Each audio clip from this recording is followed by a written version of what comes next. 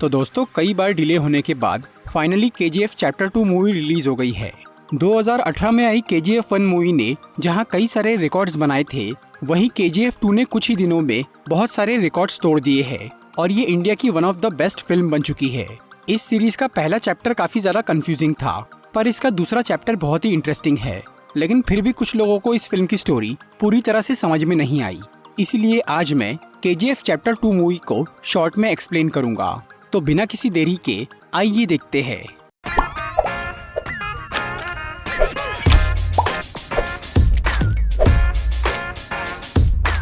इस फिल्म की शुरुआत में 2018 यानी प्रेजेंट डे का टाइम दिखाया जाता है। आनंद इंगलगी, जिन्होंने केजीएफ के बारे में एल डोरैडो नाम की एक बुक लिखी थी और उसकी कहानी एक न्यूज चैनल वालों को सुनाई थी, अचानक उन्हें ब्रेन हैमरेज हो जाता है और वो मरने की कगार पर पहुंच जाते हैं। फिर वो न्यूज चैनल वाले उन्हें देखने के लिए हॉस्पिटल में जाते हैं। वहाँ उनकी मुलाकात आनंद इंगलगी के बेटे विजेंद्र इंगलगी से होती है, जिन्हें वो बताते हैं कि उनके पिता ने एल डोरैडो की सिर्फ आधी कहानी ही सुनाई थी और क्योंकि गवर्नमेंट ने उस बुक की सभी कॉपीज को जला दिया था और उन न्यूज चैनल वालों के पास भी जो किताब थी वो भी जली हुई थी, इसीलिए अब उनके लिए बाकी की कहानी जानना नामुमकिन हो गया था। इसी वजह से विजेंद्र इंगलगी उन्हें एल डोरैडो की बची हुई कहानी सुनाने का फैसला करता है, क्योंकि उसके पिता ने उस किताब के पीछे अपनी पूरी जिंदगी लगा दी थी और वो नहीं चाहता था कि वो कहानी अधूरी रह जाए। पर विजेंद्र को भी वो कहानी पूरी तरह से याद नहीं थी, इसीलिए वो उन न्यूज चैनल वालों को अपने पिता की लाइब्रेरी में लेकर जाता है और वहाँ तलाश करने पर उन्हें उस बुक के दूसरे चैप्टर की एक रफ कॉपी मिल जाती है, जिसकी कहानी विजेंद्र उन्हें सुनाना शुरू करता है। केजीएफ में जब रॉकी ने गरुड़ा को मारा तब वहाँ के 20,000 लोग रॉकी के साथ मिल गए, क्योंकि वो पहले ही उन सबका मसीहा बन चुका था। इसीलिए उन्होंने वहाँ के सभी गार्ड्स को मार दिया और रॉकी को अपना सुल्तान बना दिया। दूसरी तरफ केजीएफ के पार्टनर्स को सिर्फ यही बात पता चली थी कि गरुड़ा मर चुका है और उन्हें लग रहा था कि अब गरुड़ा का छोटा भाई विराट वहाँ का नया राजा बनेगा। इसीलिए अगले दिन एंड्रयूज, राजेंद्र देसाई, गुरु पांडियन और कमल, ये सभी पार्टनर्स विराट का राज्य अभिषेक देखने के लिए केजीएफ पहुँचे। पर रॉकी ने गरुड़ा को मारने से पहले ही विराट को मार दिया था ताकि वो उसके खिलाफ आवाज न उठा सके। इधर सभी पार्टनर्स रॉकी को केजीएफ का बॉस बना देख बहुत हैरान और परेशान हो जाते हैं। ऊपर से रॉकी ने राजेंद्र देसाई की बेटी रीना को भी जबरदस्ती वहाँ बुलवा लिया था, क्योंकि वो उससे प्यार करता था, पर रीना इससे खुश नहीं थी। ये सब देखकर कमल बहुत गुस्सा होता है और वो रॉकी का विरोध करता है, इसीलिए रॉकी उसे मार डालता है। उधर केजीएफ में काम करने वाले सभी लोग रॉकी के बॉस बनने से बहुत खुश थे, क्योंकि वो उन्हें रोटी, कपड़ा, मकान और दवाई सब कुछ दे रहा था। और अब रॉकी ने पुराने गार्ड्स की जगह वहाँ के कई सारे वर्कर्स को हथियार देकर उन्हें नए गार्ड्स बना दिया था, पर उनमें से किसी को भी बंदूक चलाना नहीं आता था। इसीलिए रॉकी ने गरुड़ा के पुराने कमांडर वानरम को अभी तक जिंदा रखा था ताकि वो उसकी मदद से नए गार्ड्स को ट्रेन कर सके। वानरम पहले तो रॉकी के खिलाफ था, लेकिन बाद में वो उसका साथ देता है और वो फिर से कमांडर बनने के लिए तैयार हो जाता है। फिर वो सभी वर्कर्स को बंदूक चलाना सिखाता है और वहाँ की सिक्योरिटी की अच्छी तरह देखभाल करता है। इसके बाद रॉकी सभी पार्टनर्स को जमा करके उन्हें बताता है कि केजीएफ में सिर्फ एक ही गोल्ड माइन नहीं है, बल्कि वहाँ पर और 8 माइंस है, मतलब टोटल 9 माइंस, जिन्हें सूर्यवर्धन और गरुड़ा ने अब तक बंद रखा था, क्योंकि वो एक एक करके सभी माइंस से सोना निकालना चाहते थे और उस काम को सालों तक जारी रखना चाहते थे। लेकिन रॉकी ने सिर्फ 2 साल में ही उन माइन से सारा सोना निकालने का फैसला कर लिया। इसीलिए वो सभी वर्कर्स के साथ खुद भी दिन रात काम करता है और अपने बिजनेस को बहुत बड़ा बना देता है। दूसरी तरफ सूर्यवर्धन का छोटा भाई अधीरा, जो कि अब तक मरने का नाटक कर रहा था और वो गरुड़ा के हटने के इंतजार में था, अब उसे बाहर आने का सही मौका मिल जाता है। उसे ये पता चल गया था कि केजीएफ में कोई बाहर का आदमी आकर राज कर रहा है और ये बात उसे बिल्कुल बर्दाश्त नहीं हो रही थी। इसीलिए वो एक रात केजीएफ की बॉर्डर पर अपनी फौज के साथ घुस जाता है और वहाँ के कई गार्ड्स को मार डालता है। इसी दौरान एंड्रयूज रॉकी को केजीएफ से बाहर निकाल के मारने का प्लान बनाता है। इस काम के लिए वो राजेंद्र देसाई को मार डालता है ताकि ये खबर सुनकर रीना वहाँ से बाहर निकले और उसके पीछे रॉकी भी बाहर आ जाए। फिर जैसे ही रीना को अपने पिता के बारे में पता चलता है तो वो बहुत डर जाती है और वो एक कार लेकर केजीएफ से बाहर निकल जाती है, पर रास्ते में उसे कुछ गुंडे पकड़ लेते हैं। उधर जब रॉकी को रीना के बारे में पता चलता है तो वो भी केजीएफ के बाहर आ जाता है और वो उन गुंडों का पीछा करता है। वो गुंडे असल में अधीरा के आदमी थे, जो कि रॉकी को अधीरा के इलाके में ले जाना चाह रहे थे। और ये पूरा प्लान एंड्रयूज का था। उसी ने अधीरा को केजीएफ में घुसने में मदद की थी। फिर रॉकी उन सभी गुंडों को मार के रीना तक पहुंच जाता है, लेकिन अब वो अधीरा के इलाके में आ चुका था और तब अधीरा उसे गोली मार देता है, जिससे रॉकी बहुत घायल हो जाता है। पर अधीरा उसे जान से नहीं मारता, क्योंकि वो रॉकी को अपनी पावर दिखाना चाह रहा था और केजीएफ के सभी लोगों को खौफ में डालना चाह रहा था। इसीलिए वो रॉकी को छोड़ देता है और वो अपनी फौज के साथ केजीएफ के बाहर डेरा डाल लेता है और वो किसी को भी केजीएफ के अंदर बाहर जाने नहीं देता, जिससे उनका बिजनेस रुक जाता है। इसी दौरान मुंबई में रॉकी का पुराना बॉस शेट्टी अपनी पावर बढ़ाने के लिए दुबई के डॉन इनायत खलील से हाथ मिला लेता है और वो रॉकी के सभी साथियों को मार के पूरे पश्चिमी तट पे कब्जा कर लेता है। इसी दौरान पार्लियामेंट के कई मेंबर्स गुरु पांडियन की सरकार गिराने की कोशिश करते हैं। गुरु पांडियन, जो कि कई साल से प्राइम मिनिस्टर था, उसकी वजह से ही अब तक केजीएफ पर कोई लीगल एक्शन नहीं लिया गया था। लेकिन अब चारों तरफ से केजीएफ पर हमला हो रहा था और रॉकी की तबीयत भी काफी खराब थी। फिर जब रॉकी की तबीयत थोड़ी सुधरती है तो वो अपना दिमाग शांत करने और एक खास काम को अंजाम देने रीना के साथ हेलीकॉप्टर से केजीएफ के बाहर निकलता है और वो दोनों दुबई चले जाते हैं। वहाँ पर रॉकी इनायत खलील से मिलता है और उससे बिजनेस डील की बात करता है। पहले तो इनायत खलील इसके लिए राजी नहीं होता, क्योंकि उसने अब शेट्टी से हाथ मिला लिया था। लेकिन रॉकी ने दुबई जाने से पहले ही अपने खुफिया आदमियों की मदद से शेट्टी को बर्बाद करने की तैयारी कर ली थी और उसके दुबई पहुंचने तक शेट्टी की पूरी गैंग खत्म हो जाती है। फिर जब इनायत खलील को ये खबर मिलती है कि रॉकी ने फिर से पश्चिमी तट को अपने कब्जे में ले लिया है, तब वो मजबूरी में रॉकी से डील कर लेता है। इसके अलावा रॉकी इनायत खलील से बहुत सारी AK-47 गन्स खरीद लेता है, क्योंकि अब तक उनके पास सिर्फ पुरानी गन्स ही थी। फिर रॉकी वापस इंडिया लौट जाता है और अब वो अपनी नई गन्स की मदद से केजीएफ के बाहर बैठे अधीरा के सभी आदमियों को मार डालता है।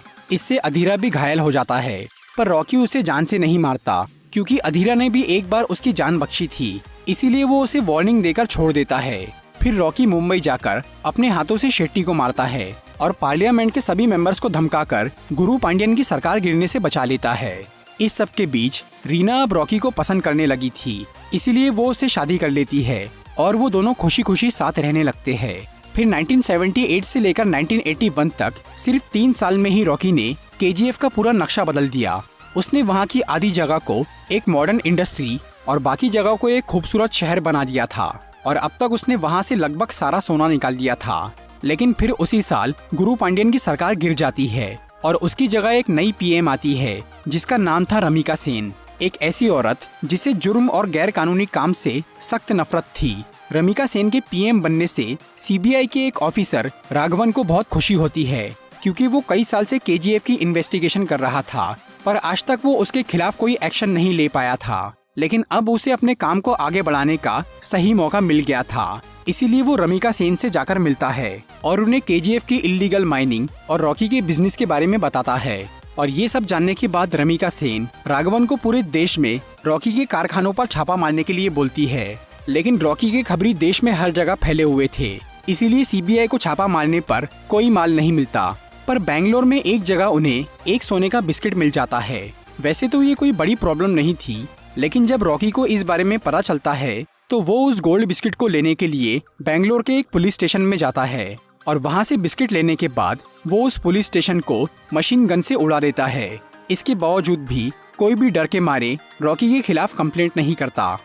इसी दौरान आनंद इंगलगी नाम का एक न्यूज रिपोर्टर, जिसने आगे जाकर एल डोरैडो बुक लिखी थी, वो रॉकी के बारे में जानने के लिए केजीएफ में घुस जाता है। पर वहाँ के गार्ड्स उसे पकड़कर रॉकी के सामने पेश कर देते हैं।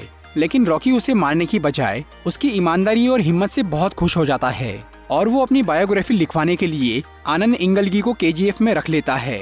और केजीएफ में रहते रहते आनंद को ये समझ में आता है कि एक क्रिमिनल होने के बावजूद भी रॉकी बहुत अच्छा इंसान है। दूसरी तरफ राघवन को रॉकी के बिजनेस और उसके ब्लैक मनी के खिलाफ सबूत मिल जाता है, इसीलिए रमिका सेन अब उसे अरेस्ट करने की तैयारी करती है। लेकिन जब रॉकी को इसकी खबर मिलती है तो वो खुद ही पीएम के ऑफिस पहुंच जाता है और अपने खिलाफ सारे सबूत उन्हें दे देता है। इसके बावजूद भी वो उसे अरेस्ट नहीं कर पाते, क्योंकि रॉकी ने अपने ब्लैक मनी को इस तरह से मैनेज किया था कि उससे पीएम के पार्टी मेंबर्स को भी पैसा जाता था। इसीलिए रॉकी को अरेस्ट होने का कोई डर नहीं था। लेकिन इससे रमिका सेन और भड़क जाती है और वो किसी भी तरह रॉकी को हराने की कसम खा लेती है। इसके बाद रॉकी अपने सबसे बड़े प्लान को अंजाम देता है। वो केजीएफ से निकला सोना बेचना बंद कर देता है और लगातार माइनिंग करके सारा सोना खुद ही जमा करता है। इससे पूरे ब्लैक मार्केट में हलचल मच जाती है और सब लोग रॉकी के खिलाफ होने लगते हैं। पर वो ये पीएम के डर से नहीं कर रहा था, इसकी कोई और वजह थी। जब उसके करीबी लोग उससे इस बारे में पूछते हैं तब रॉकी सबको बताता है कि उसका पिता एक शराबी आदमी था जिसने उसकी माँ का कभी ख्याल नहीं रखा। इसी वजह से उसकी माँ उस आदमी से अलग हो गई और उसने अपनी जिंदगी बहुत मेहनत करते हुए काफी गरीबी में बिताई और कम उम्र में इतनी तकलीफें झेलने की वजह से उसकी माँ बीमारी से मर गई। पर मरने से पहले उसने रॉकी से ये वादा लिया था कि वो दुनिया का सबसे अमीर आदमी बनेगा और गरीबों की मदद करेगा। इसीलिए रॉकी ये काम कर रहा था और क्योंकि उसके पिता ने जीते जी उसकी माँ का ख्याल नहीं रखा था, इसीलिए अब रॉकी ने कर्नाटका से अपनी माँ की कब्र और अपने पिता को केजीएफ बुलवा लिया और उसने अपने पिता को उस कब्र की देखभाल के काम पे लगा दिया। दूसरी तरफ अधीरा अपनी हार से अब तक बहुत गुस्सा था और वो काफी समय से केजीएफ में घुसने और रॉकी को मारने की तैयारी कर रहा था। तभी एक दिन एंड्रयूज उससे मिलता है और वो अधीरा को केजीएफ में घुसने का एक खुफिया रास्ता बताता है। वो रास्ता जमीन से होकर केजीएफ की एक पुरानी माइन तक जाता था। इसीलिए अधीरा वहाँ गड्ढा खोदकर अपनी फौज के साथ वहाँ जाना शुरू करता है। इसके अलावा इनायत खलील भी रॉकी से बहुत नाराज था, इसीलिए वो उसे मारने के लिए अपने कई आदमी अधीरा के पास भेज देता है और वो सब मिलकर केजीएफ की तरफ बढ़ने लगते हैं। उधर रॉकी इंडस्ट्री के बीच में अपने काम में बिजी था। तभी अचानक रीना वहां आती है और वो उसे अपनी प्रेगनेंसी के बारे में बताती है। लेकिन उसी वक्त अधीरा अपने आदमियों के साथ केजीएफ में पहुंच जाता है और एंड्रयूज भी अपने साथियों के साथ वहां पर आ जाता है और वो सब लोग वहां के गार्ड्स पर हमला करने लगते हैं। फिर अधीरा एक बंदूक से रीना को गोली मार देता है जिससे वो तुरंत मर जाती है और फिर वो रॉकी के साथ लड़ाई करना शुरू करता है। पहले तो अधीरा उसे बहुत मारता है, लेकिन बाद में रॉकी को रीना की याद आती है और तब वो अधीरा पर बुरी तरह टूट पड़ता है और आखिर में वो उसका गला दबाकर उसे मार डालता है। उधर केजीएफ के गार्ड्स ने भी अधीरा के सभी साथियों को मार दिया था, पर रॉकी अब तक इस बात से परेशान था कि वो सब लोग केजीएफ के अंदर कैसे घुसे। और जब उसे ये पता चलता है कि वो लोग एक पुरानी माइन से अंदर आए थे, तब रॉकी समझ जाता है कि इस साजिश के पीछे किसका हाथ है और वो उस इंसान को मारने के लिए दिल्ली रवाना हो जाता है, क्योंकि इस पूरे खेल का असली मास्टरमाइंड गुरु पांडियन था। जब सूर्यवर्धन ने गरुड़ा को अपना वारिस बनाया था, तभी से गुरु पांडियन ने केजीएफ को हथियाने का सोच लिया था। उसी ने पहले गरुड़ा और अधीरा के बीच में दुश्मनी पैदा की, फिर उसने अधीरा को गरुड़ा से बचा के उसे अपने साथ मिला लिया। बाद में उसी ने रॉकी का पता लगाया और गरुड़ा को मारने का प्लान बनाया। और जब रॉकी केजीएफ का बॉस बन गया, तब उसने एंड्रयूज के जरिए अधीरा को केजीएफ में घुसने में मदद की। फिर उसने इनायत खलील और शेट्टी की दोस्ती करवाई और आखिर में खुद उसने अपनी ही सरकार गिरा के रमिका सेन को रॉकी के पीछे लगा दिया। इसीलिए अब रॉकी गुरु पांडियन को मारने दिल्ली गया था और वहां पहुंचकर उसने पार्लियामेंट में सबके सामने गुरु पांडियन को मार डाला। और ये देखकर पीएम रमिका सेन बिल्कुल दंग रह जाती है। पहले वो सिर्फ रॉकी को पकड़ना चाह रही थी, लेकिन अब इस कांड के बाद उसने रॉकी को जान से मारने का फैसला कर लिया और उसके नाम का डेथ वारंट निकाल लिया। इसके अलावा उसने पूरे केजीएफ को भी तबाह करने का ऑर्डर दे दिया।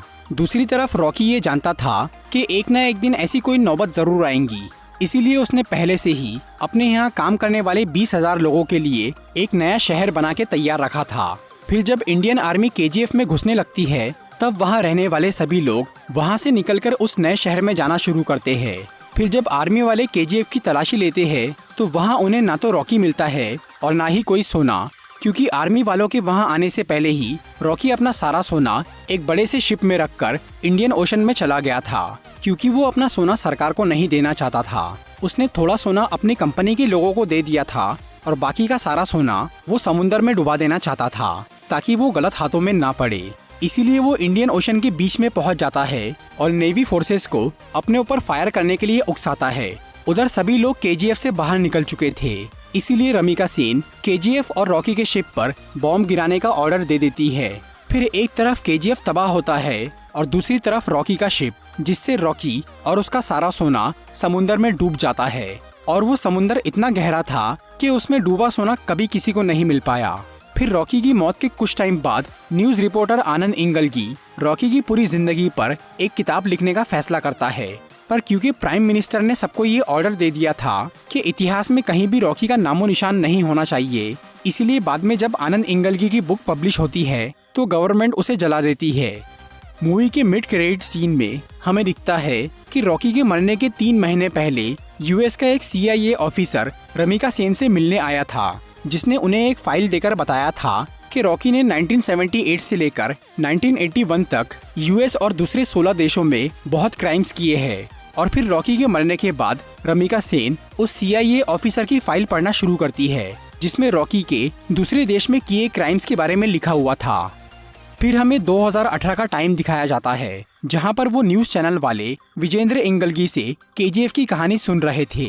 उस कहानी के पूरा होने के बाद जब सब लोग वहां से चले जाते हैं, तब आनंद इंगलगी की लाइब्रेरी में उस न्यूज चैनल के प्यून को KGF के तीसरे चैप्टर की कॉपी मिल जाती है।